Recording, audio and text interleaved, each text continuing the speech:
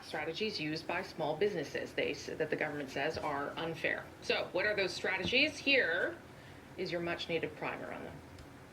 The first is what the government calls income sprinkling. That's when business owners share their income amongst family members, a measure favored by incorporated professionals like doctors, lawyers, accountants, or small business owners. For example, Sarah is a business owner who earns $220,000 a year. Based on her tax bracket, she should pay about $79,000 in taxes. But her husband and 2 children, ages 19 and 21, don't have a source of income. So Sarah can share her income with them. And since they are in a lower tax bracket, Sarah instead will pay $44,000 in taxes, saving her $35,000.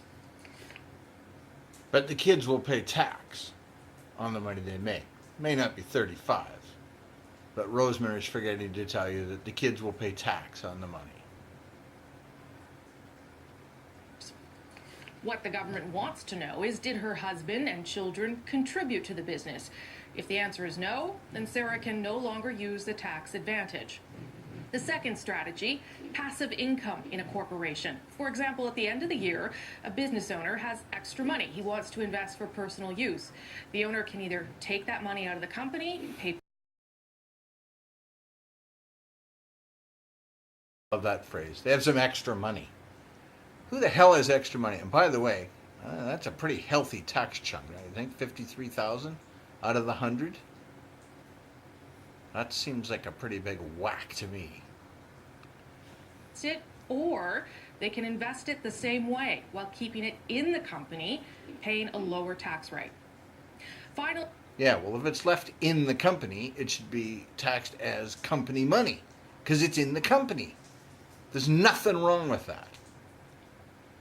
Finally, the government wants to target people who claim regular business income as capital gains.